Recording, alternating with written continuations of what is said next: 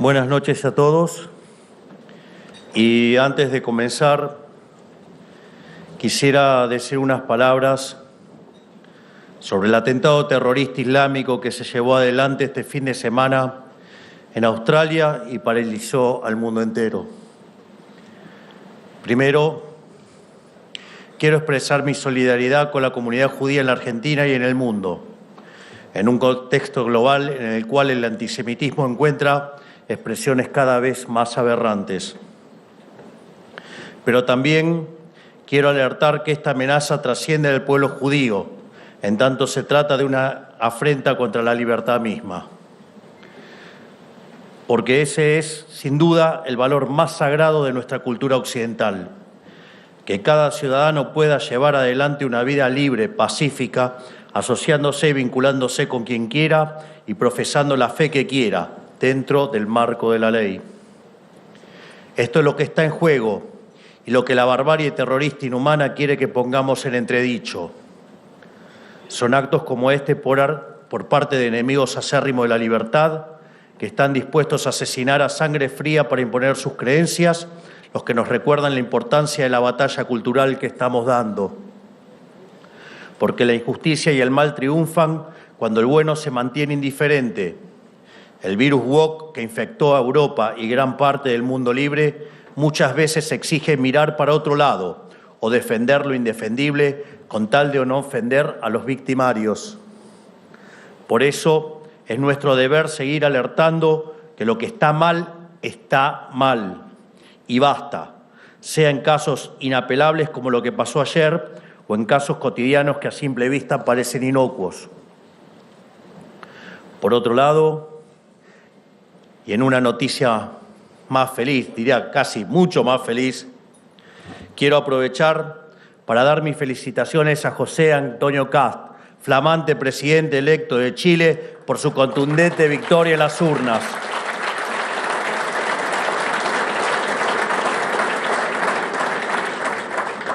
Y con ello extiendo también un fraternal abrazo al pueblo chileno, que hoy comienza a vivir en una nueva era.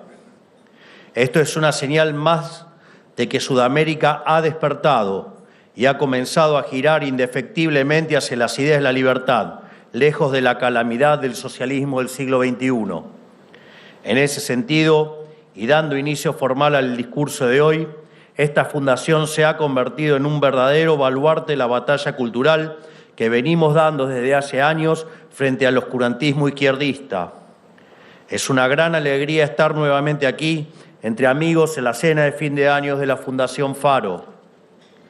En este sentido, quiero agradecer a su presidente, Agustín Laje, referente y pionero de la batalla cultural, no solo en nuestro país, sino en toda Hispanoamérica, por honrosa invitación y por el trabajo de todos estos años.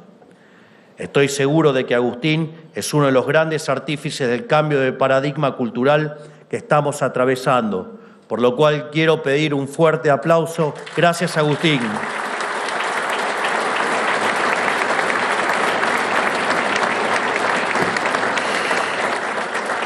Y también quiero agradecer al gran Axel Kaiser y a Adrián Rabier, que ahora es diputado nacional por La Pampa.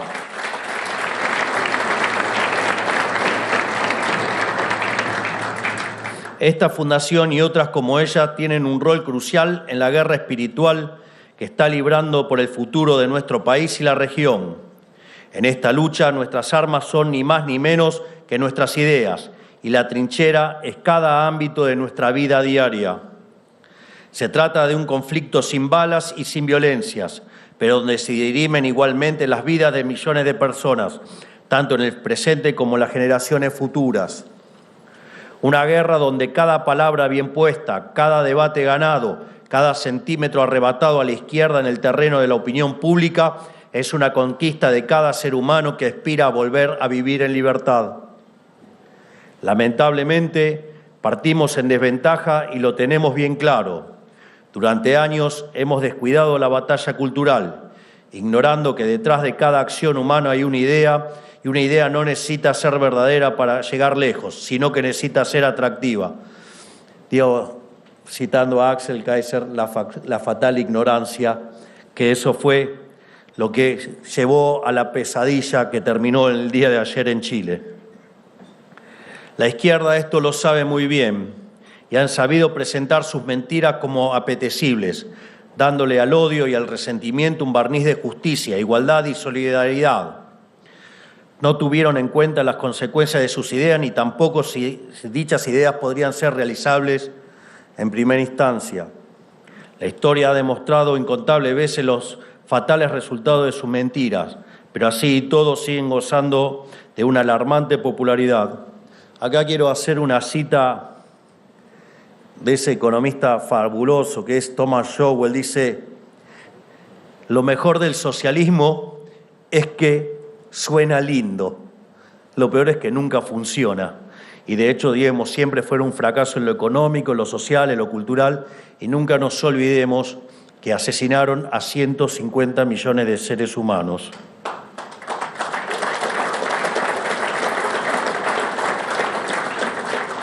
Por eso nos hemos concentrado no solo en decir la verdad, sino también en aprender a comunicarla. Es en este sentido que la Fundación Faro alcanza su verdadero propósito, como un haz de luz que ilumina a los hombres y les muestra el camino de la verdad y del bien. Pero no desde la Torre de Marfil en la que el liberalismo supo encerrarse ante el avance del estatismo, sino en el idioma del hombre común, metiéndose en el barro a disputarle a la izquierda en su propio juego. En un mundo de tinieblas, oscurecido por capa sobre capa de engaños y tergiversaciones, qué mejor cosa que contar con un faro para retomar a nuestro camino. Hablo de un mundo en tinieblas porque esto no es un mal exclusivamente argentino, sino que buena parte del mundo libre ha perdido el rumbo, poseído por ideologías de muerte y caminando como sonámbulo hacia el suicidio colectivo. De hecho, digamos, a la izquierda lo votan, ganan votaciones. Es decir, lograron cambiar la forma en la cual se hacían el poder. Antes lo hacían por la violencia. Ahora, por las urnas, con mentiras y con distintas estrategias que no vienen al caso discutir hoy, pero por suerte el continente está despertando y está rugiendo, gritando ¡viva la libertad, carajo!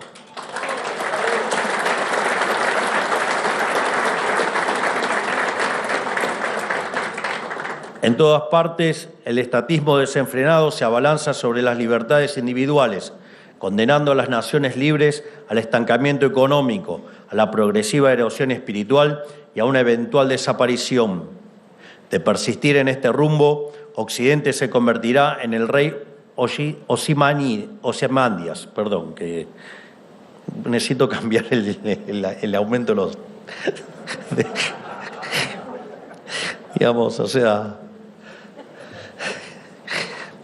y esto es interesante porque cuyas grandes obras supieron maravillar al mundo, según relata el famoso poema, pero terminaron en el olvido, tragadas por la arena del desierto. Sucede que Occidente había creído encontrar y seducido por el canto de sirenas del estatismo keynesiano la piedra filosofal de la economía. Se creían tan inteligentes y tan creativos que pensaban que podían ganarle a la realidad misma, cegados por su fatal arrogancia.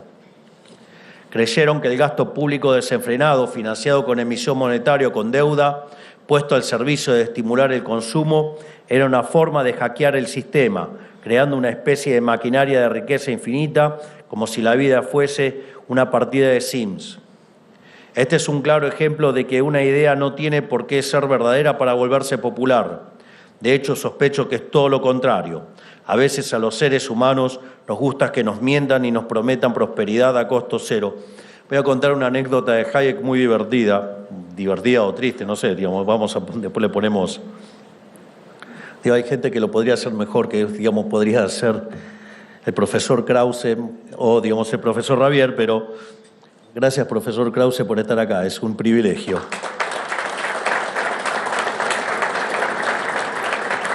Si me equivoco en la anécdota, me rectifican y no tengo problema. Hayek, había pasado discutiendo fuertemente con Keynes el tratado sobre el dinero Digo que al menos estaba todavía, digamos, en la lógica vixeliana y dentro, digo, de un marco analítico, digo, respetable. Y entonces cuando estaban, digamos, en el intercambio epistolar de ese debate, donde Hayek se lo había tomado bien en serio y estaba trabajando fuertemente en rebatirlo, en uno de los intercambios epistolares, Keynes algo así le dice como, no sé qué me veo haciendo discutiendo esto si yo ya no creo más en esto. Él ya había cambiado de idea. Y después aparece ese libro nefasto, siniestro, de 1936, La teoría general del interés, de la ocupación, el interés y el dinero.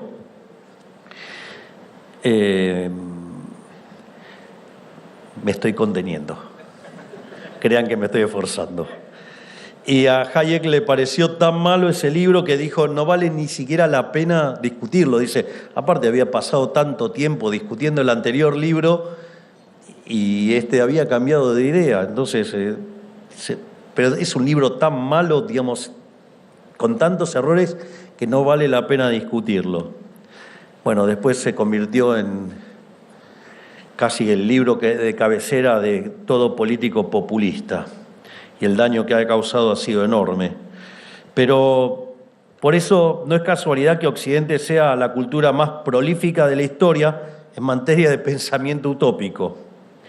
Y en el siglo XX quisieron vendernos el paraíso terrenal del estado de bienestar, que como respuesta al socialismo soviético ofrecía una versión diluida del mismo. Propongo que lean la teoría general. Tiene algunos aspectos.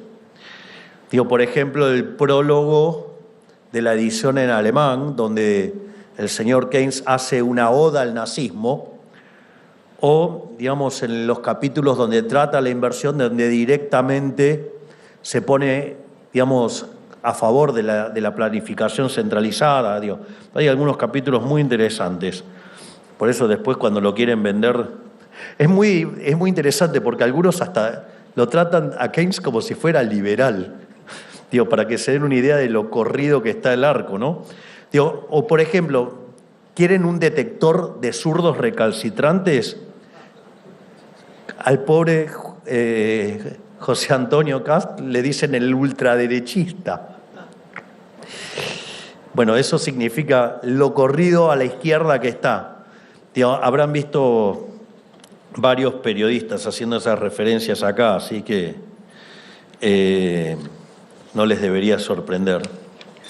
Pero en el caso del pensamiento keynesiano, que tiene bastante utópico, se sostiene que el libre mercado por sí solo es insuficiente para asegurar el crecimiento y el correcto aprovechamiento de los recursos. Es decir, y eso, digamos, más allá, digo, de que uno pudiera contar con un mundo, con individuos profundamente aversos al riesgo, mercado de seguros incompletos o ilíquidos, es decir, poco profundos. Digo, aún así, digamos, esta gente quiere, digamos, excederse. Por lo tanto, la sociedad debería evolucionar, o sea, claramente entre muchas comillas, hacia un sistema de planificación central donde burócratas expertos, ahora con muchísimas más comillas, debían intentar activamente en la economía, intervenir activamente incentivando esto, desincentivando lo otro, quitando recursos de acá, poniéndolos allá, obedeciendo a sus caprichos y a su alquimia económica. Les paso la versión, digamos, traducida de hoy. ¿Cuál sería esto? Por ejemplo, no, bueno, la macro está bien, pero el problema es la micro. Me voy a divertir un rato con esto, perdón. Pero, en primer lugar, la macro es la suma de la micro. Es decir, salvo que sean un economista de hiperrecontra-recuarta y que ha quedado colgado en el tiempo más allá de, digamos, de 1968, digamos, cuando empezamos a recuperar los microfundamentos, con el trabajo de Friedman, el rol de la política monetaria, digamos, donde destruye la curva de Phillips, Más allá de eso, digamos, los economistas serios hoy hacen equilibrio general intertemporal. De hecho, quien mejor lo plasma esto es Henry Hazlitt en un libro maravilloso y bien básico que se llama La economía en una lección, y dice cuál es la diferencia entre el buen economista y el mal economista. El mal economista mira solo un mercado, un solo periodo. El buen economista no solo mira el mercado en este mercado, sino la interacción con los demás mercados, y no solamente hoy, sino también las consecuencias futuras. Entonces, primer punto, no hay diferencia como tal cosa entre micro y macro para aquel que hace equilibrio general, salvo que sean pésimos economistas. Ahora, y también está en este libro que se llama La salvación de la industria X, en el fondo aquellos que dicen, no, bueno, pero este gobierno se ocupa de la micro. Gracias que me dicen eso, porque en realidad solamente se ocuparían de la micro los corruptos. Porque si hay algo, digamos, que se ha aprendido en el mundo, que es algo que se llama don't pick the winners, o sea, no elegir los ganadores. Entonces, si ustedes están hablando de salvar un sector, le tienen que poner plata a ese sector. Y la pregunta es, si ustedes están eligiendo que un sector gana porque le están poniendo plata, la pregunta es, ¿de dónde sale la plata? ¿Sale de los árboles? Digo, no sé, ¿de dónde aparece? Digo, porque con algo lo van a tener que pagar. O sea, si es con una protección, digamos, vamos a estar arruinándole la vida a 47 millones de seres humanos. Digo, que va a ser en bienes de menor calidad a un mayor precio. La otra alternativa es, ¿qué hago? ¿Cobro impuestos explícitos? Digamos, reviento el crecimiento. Digo, implícitos, ¿qué hago? Emito dinero, o sea, genero inflación, o sea, lo hago contra los más vulnerables que dicen que quieren salvar. ¿Qué quieren que lo haga? ¿Con deuda? ¿Castigando a las generaciones futuras? Entonces, la realidad es que eso, en el fondo, lo que están haciendo es lobby, es corrupción pura.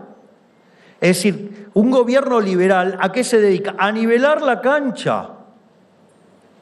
Dios se encarga de respetar los derechos naturales, el derecho a la vida, a la libertad y a la propiedad privada, respetando el principio de no agresión. Después, una vez que nivelaron la cancha, que obren los individuos. Si nosotros elegimos, cuando ustedes tienen esos que hablan de la micro, son tipos que están haciendo lobby, son corruptos. Entonces cuando dicen que no me ocupo de la micro, gracias, porque muestra que este es un gobierno honesto.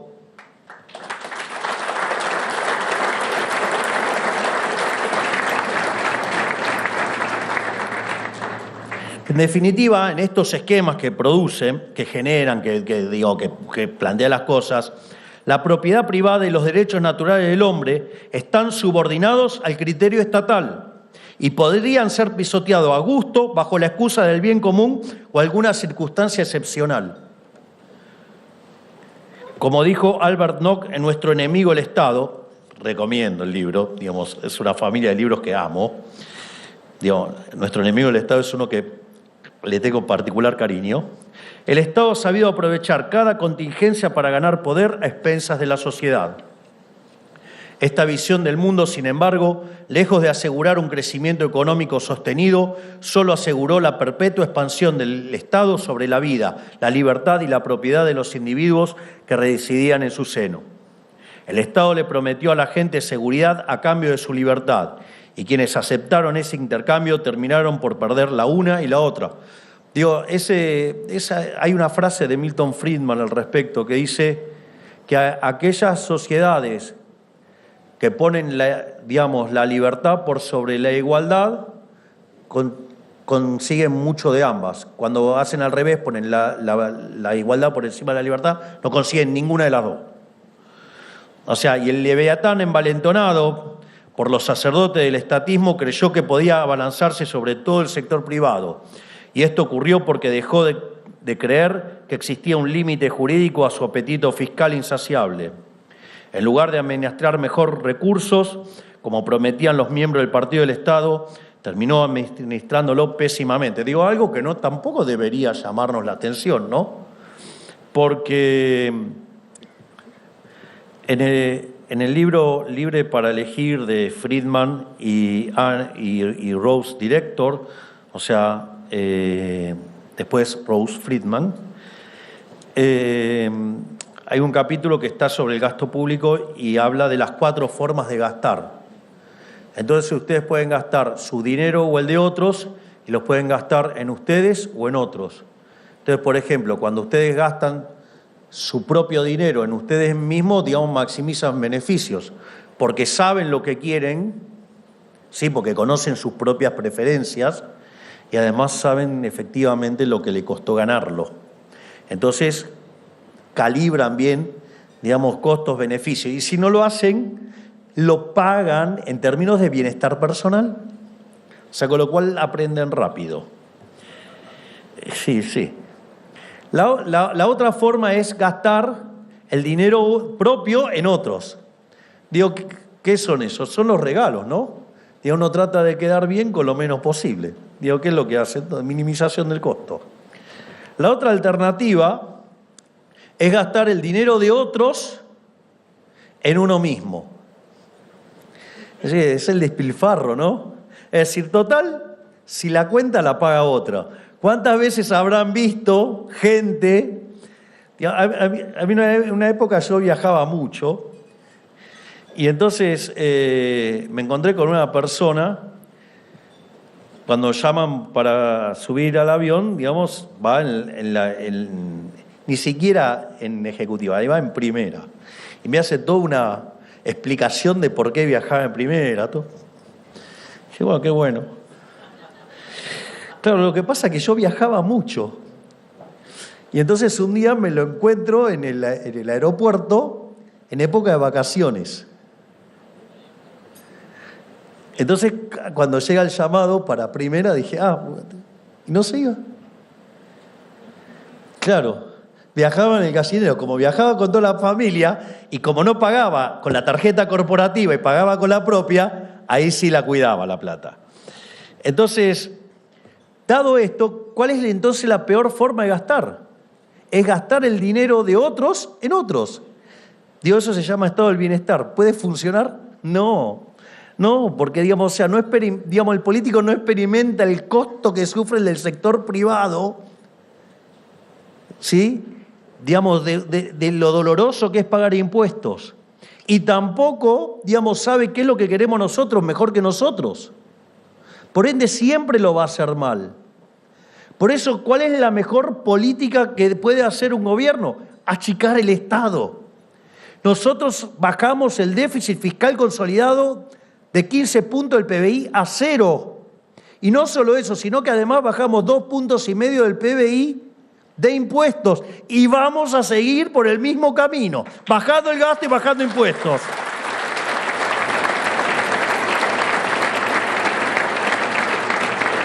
Y en este momento ingresa alguien con el premio El Benefactor Social del Año y se lo vamos a dar a Toto Caputo. Gracias por ser el mejor ministro de Economía de la historia.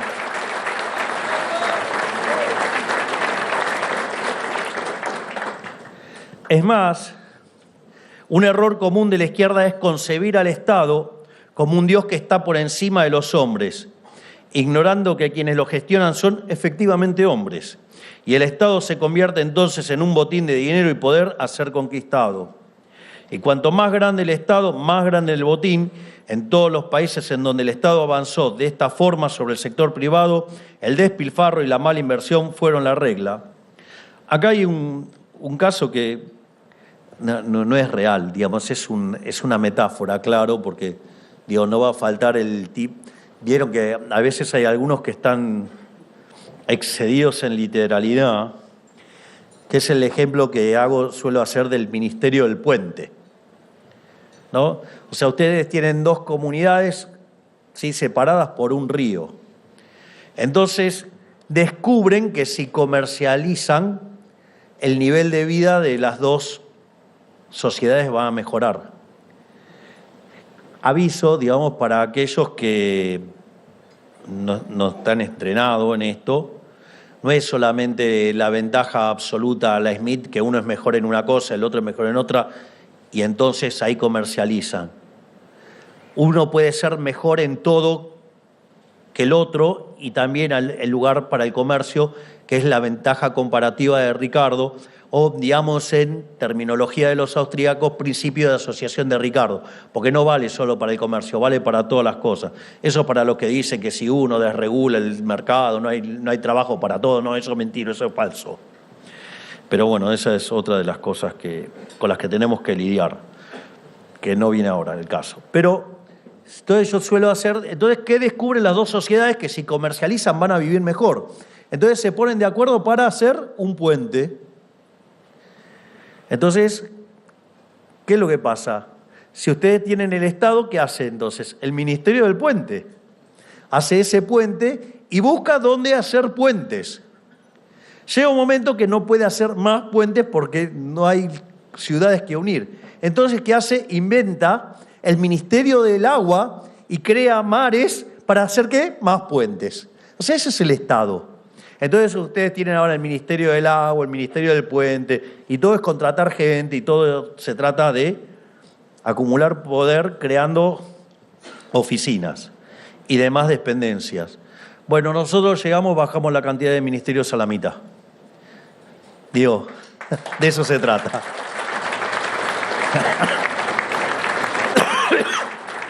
Perdón. Entonces, esto llevó a todas las sociedades en las que se practicó esta política al estancamiento y la decadencia.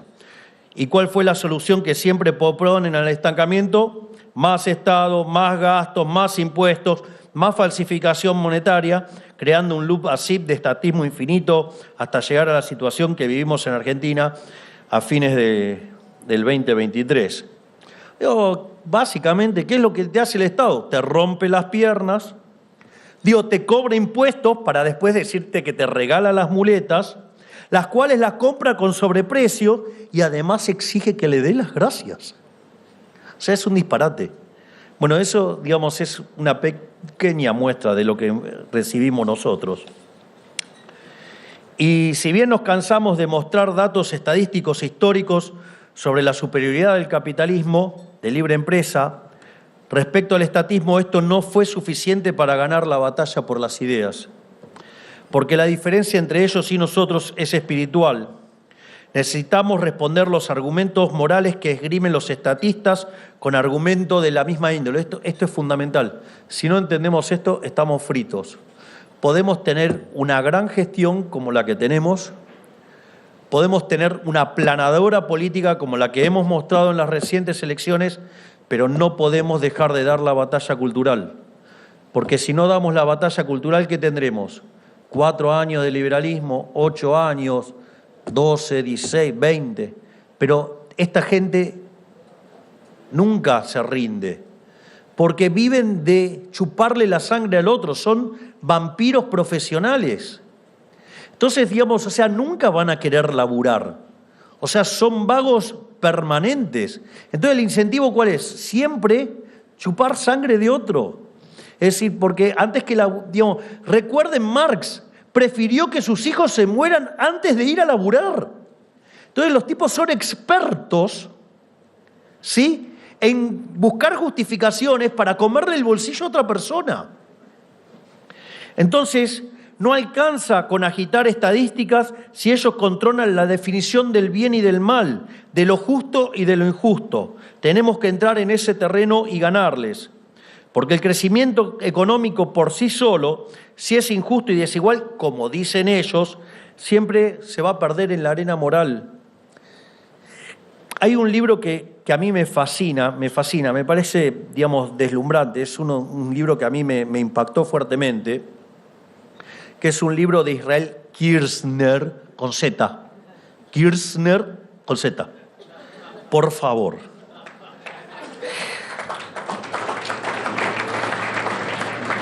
El libro se llama Creatividad, Capitalismo y Justicia Distributiva. El libro es maravilloso por cómo hace el planteo Israel Kirzner desde el vamos. Dice, no hay dudas que el sistema capitalista de libre empresa es más productivo, es más eficiente, no hay duda, no hay duda. Pero la izquierda lo tacha de injusto, dice que es injusto. Y lo más interesante de lo que dice Israel Kirzner es, si efectivamente el sistema es injusto, por más que sea más productivo, no amerita ser defendido. Y eso, digo, tengo el privilegio de que están muchos de mis ministros aquí, a los cuales les doy las gracias que estén presentes, a los ministros del mejor gobierno de la historia, les guste o no a la izquierda, de distinto pelaje. ¿Y qué es lo interesante del libro de Israel Kirzner? Él dice, si el sistema es injusto, no vale la pena ser defendido. Es decir, tanto en la primera reunión de gabinete como en la que tuvimos recientemente, dados los recambios tras las enormes elecciones que hicieron tanto la ministra Bullrich en Capital Federal como Luis Petri en Mendoza.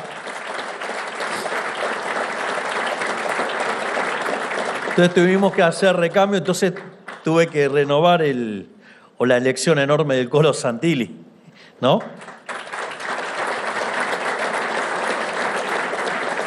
Entonces tuve que, digamos, repetir la charla porque, nada, digamos, el público va cambiando, entonces, digo, como dice Mirta Legrand, entonces, digo, uno se repite porque el público va cambiando. Entonces, nuestro objetivo es convertirnos en el país más libre del mundo. Y para eso, digamos, tenemos un conjunto de objetivos, pero lo más importante, no todos los instrumentos son válidos. Nosotros no resolvemos los problemas por cuestiones utilitaristas. Nosotros resolvemos por criterio moral. Hay cosas que están mal. A nosotros nos dijeron a principio de año que no íbamos a abrir el cepo porque era un año electoral. Y sin embargo, cuando tuvimos la plata para abrir el cepo, a pesar de lo que decía todo el utilitarismo político, la solución moral era abrir, era devolverle la libertad de los argentinos y lo hicimos.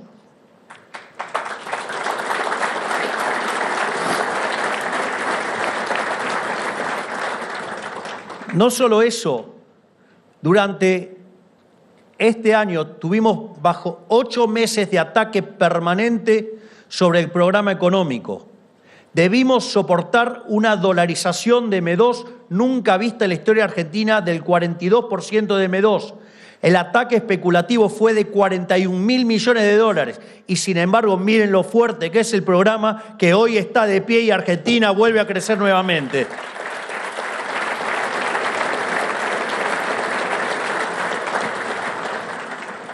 Por lo tanto, digamos, esto es, como dice Huerta de Soto en la teoría de la eficiencia dinámica. Eficiencia y justicia son dos caras de la misma moneda. Ustedes no pueden sacrificar la justicia en el altar de la eficiencia. No pueden hacer eso, nada puede ser eficiente si ustedes están sacrificando la justicia. Es decir, toda aquella parte de la literatura donde los economistas, en nombre del óptimo de Pareto, hacen intervenciones, omiten el daño que están causando para resolver la supuesta falla de mercado. Nosotros, el problema es es cuando ustedes le estuvieran hablando, de colores a alguien no vidente. Ellos están literalmente ciegos, frente a la realidad, nosotros tenemos la culpa que no entiendan cómo funciona la acción humana. Es decir, que no entiendan qué es el mercado. El mercado es un proceso de cooperación social donde se intercambian derechos de propiedad voluntariamente. Pero bueno, digo, les gusta más la intervención, que esa es la realidad. Les gusta el poder. Digo, no se dejen engañar, porque además ligado al poder hay dinero. Entonces, lo interesante del argumento de Israel Kirzner es que apalancado sobre el principio de apropiación de Locke y la idea de Hayek del mercado como proceso de descubrimiento, demuestra que el sistema capitalista de libre empresa no solo es más eficiente, sino que es el único sistema que es justo. Por lo tanto, vamos, defendamos las ideas de la libertad. No solo estamos defendiendo la eficiencia, estamos defendiendo un sistema que es justo.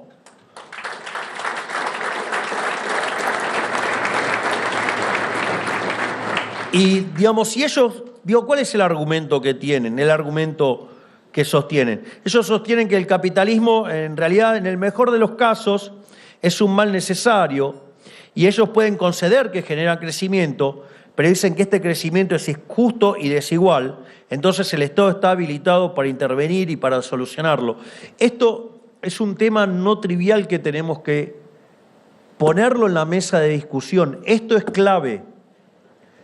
Nosotros estos 2 años nos hemos dedicado a poner en caja la economía, a estabilizar.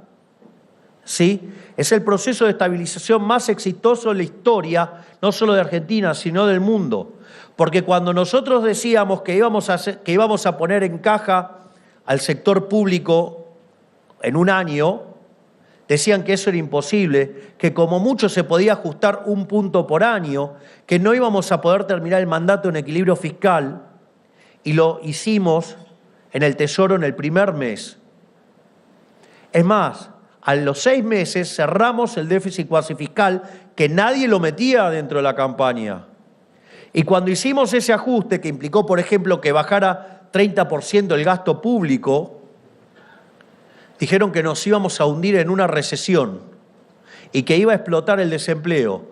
Sin embargo, allá por abril del 24 la economía tocó piso y empezó a expandirse fuertemente, y el indicador del EMAE desestacionalizado de diciembre terminó más de 6% arriba del del 23, con los salarios reales creciendo y, mal que les pese, sacamos a 12 millones de personas de la pobreza.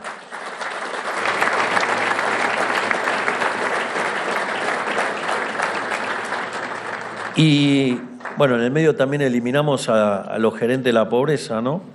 Digo, qué laburito, Sandra,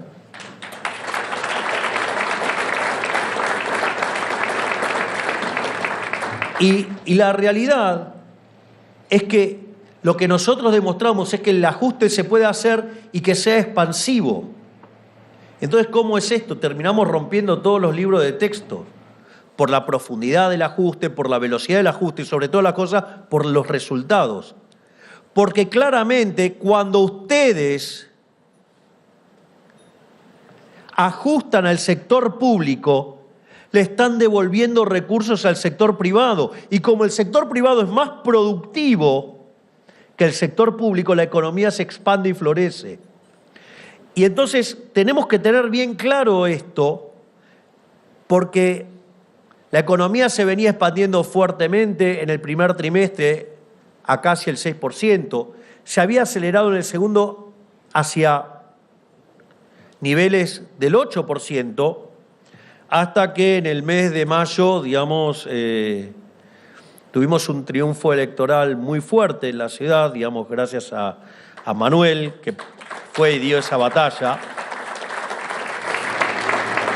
Es más, en ese momento la inflación tocó el 1,5%, y ahí, digamos, la política empezó a hacer de las suyas. Digamos, nos sancionaron cerca de 40 leyes tratando de destruir el equilibrio que habíamos logrado con tanto esfuerzo. Y obviamente, digamos, eso disparó el riesgo país, hizo subir las tasas de interés y eso, digamos, generó una caída en la demanda de dinero, y eso es lo que hizo que en los sucesivos meses se fuera acelerando la tasa de inflación.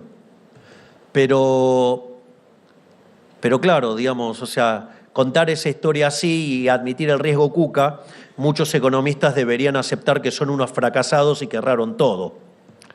Entonces niegan el riesgo Cuca, digamos, el riesgo país estaba en 1.500 y al otro día de la elección, por arte de magia, cayó a la mitad, ¿no? Y en función de eso, también la contracara de eso, de chequear, digamos, que se había destruido la demanda de dinero, es que básicamente ustedes, hace poco Vladimir, digamos, el vice central publicó digamos, lo que fue toda la salida el ataque especulativo, de cómo, digamos, el sistema, digamos, salió del peso. Pero salió del peso a niveles tales que los niveles de monetización de la economía argentina cayeron muy por debajo del nivel que tenían, digamos, en la época del gobierno anterior, con la inflación viajando en la punta al 300% y con una posibilidad de acelerar a niveles del 17.000 anual. Es decir, los niveles de monetización cayeron, digamos, de los pasivos monetarios del central, cayeron a niveles insólitos. Es decir, no solo que los individuos fueron y compraron dólares, sino que las empresas hasta destruyeron working capital. Y pudimos soportar todo eso. Miren si será sólido el programa económico que pudo soportar todo eso y ahora inicia el camino de la reconstrucción y el crecimiento.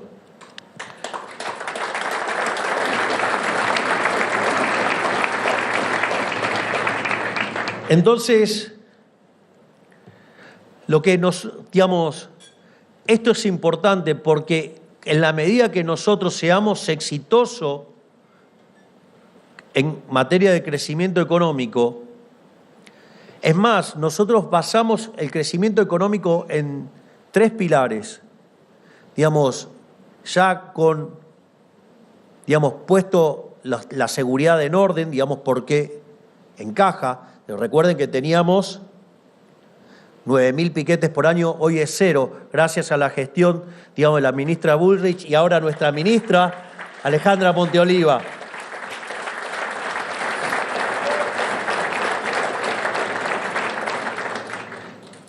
Pusimos la inflación en orden, gracias, digamos, al Ministerio de Economía y el Banco Central. Está por ahí, Santi.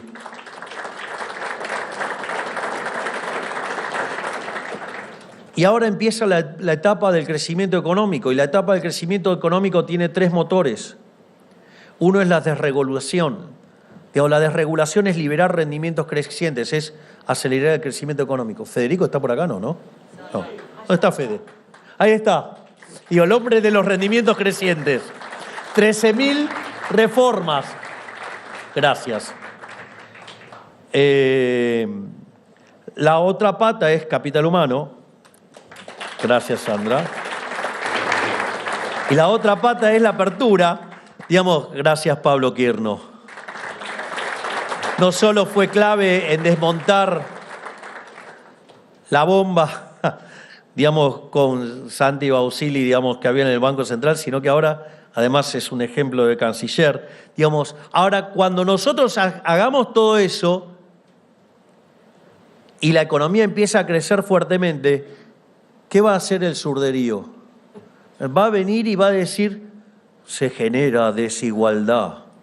Y van a venir a atacar con eso. Así es que en ese contexto lo que tenemos que hacer es estar preparados para dar esa discusión. Y esa discusión es una discusión moral. Hay que decírselos en la cara.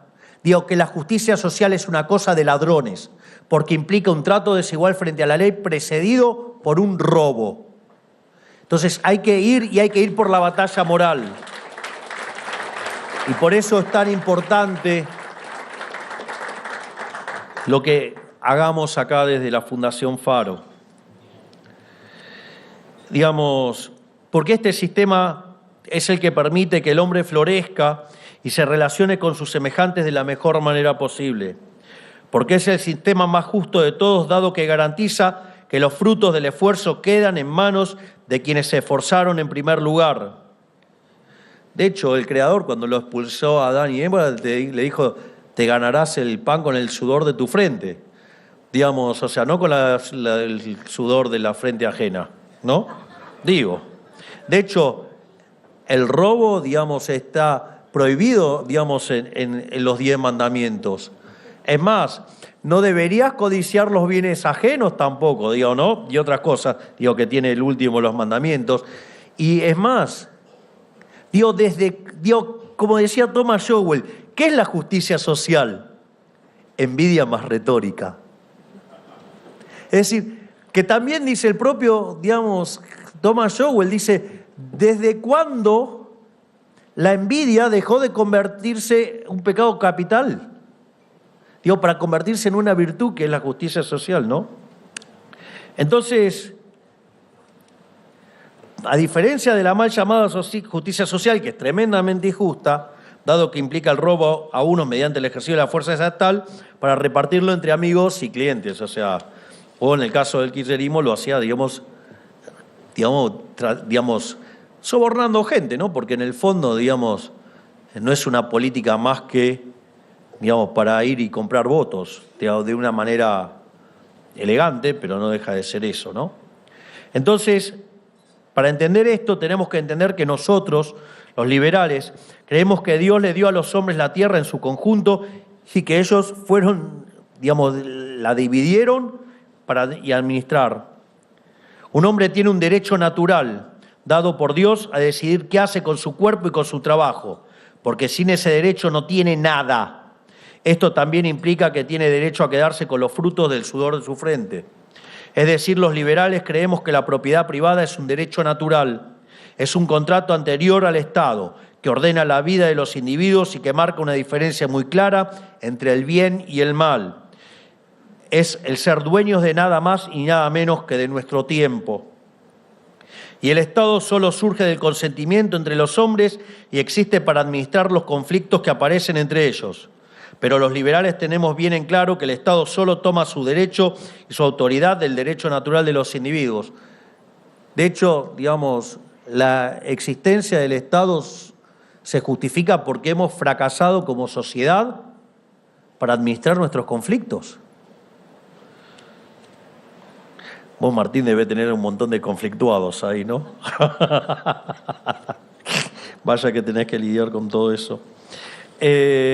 Los estatistas, por otro lado, creen que Dios es el Estado. Creen que el Estado antecede a todo otro derecho y puede pisotear al individuo a su antojo.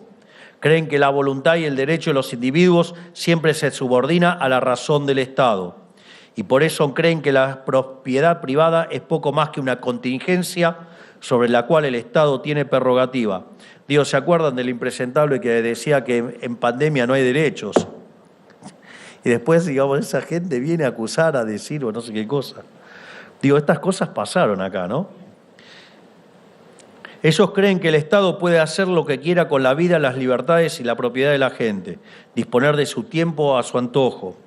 Por eso creen que no hay inmoralidad alguna en pisotear esos derechos unilateralmente siempre, y cuando sea en pos de un supuesto bien común que lo determinan ellos. O sea, son tan fatalmente arrogantes que se creen que ellos son los representantes, ellos son los dueños de la función de utilidad de la gente. Es increíble, ¿no? Digo, técnicamente vendría a ser así.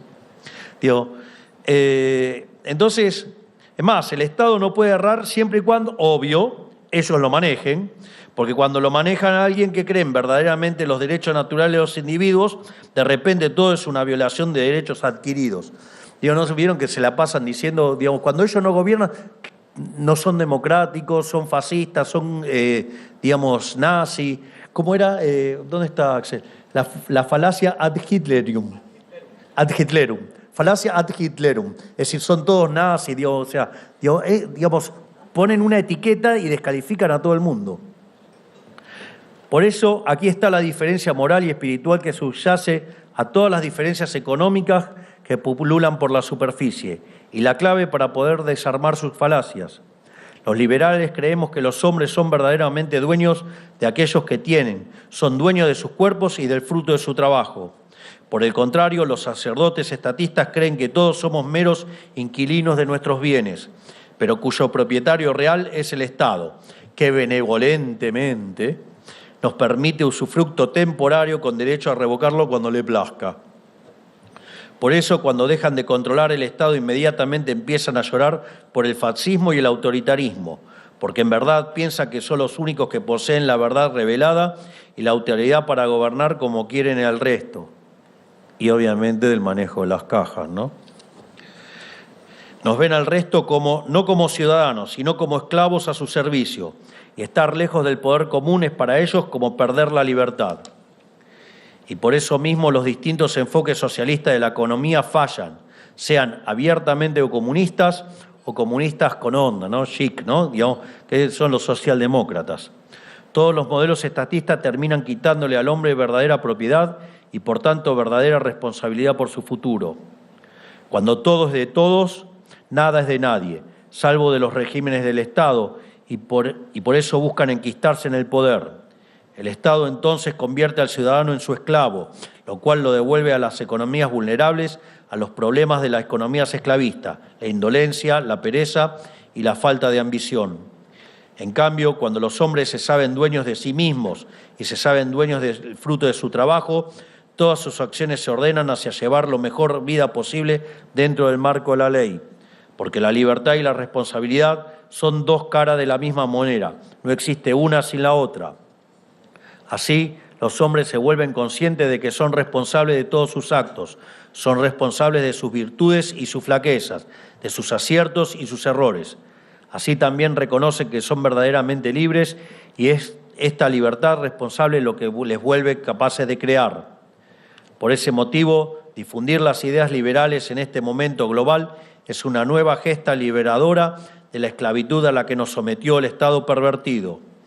Porque el crecimiento económico depende casi completamente de que los individuos sean capaces de realizarse con libertad en el mundo, de crear e innovar bajo el amparo de una ley que los proteja y de que sepan que serán dueños del fruto de todo su esfuerzo y sacrificio.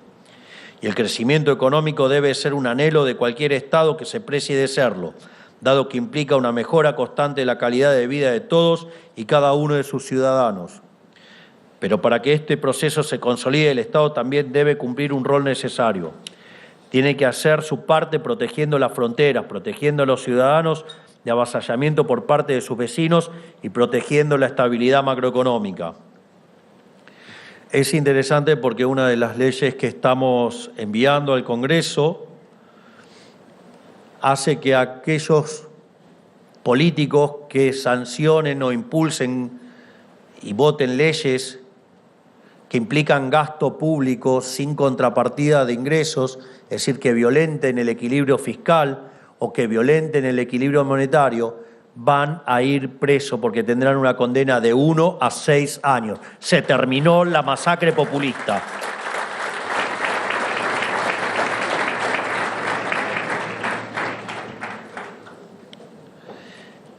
En definitiva, el Estado debe proteger esta luz divina, este faro que ilumina el alma de los hombres libres y les da un derecho natural a ser dueño de su trabajo.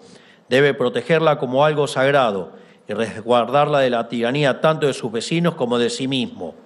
Porque si el rol del Estado, como tanto pregona la izquierda, es el cuidar a las minorías, no hay minoría más pequeña que el individuo, quien debe ser constantemente protegido de la teoría de las mayorías. Este faro es la clave moral de la prosperidad y el crecimiento a largo plazo, una luz que por mucho tiempo Occidente ha olvidado y es necesario reencontrar. Por eso, quiero darles las gracias a todos por estar hoy aquí y por su constante apoyo a la divulgación de las ideas de la libertad. Que tengan muy felices fiestas, que Dios los bendiga a todos, que la fuerza del cielo nos acompañe y ¡viva la libertad, carajo!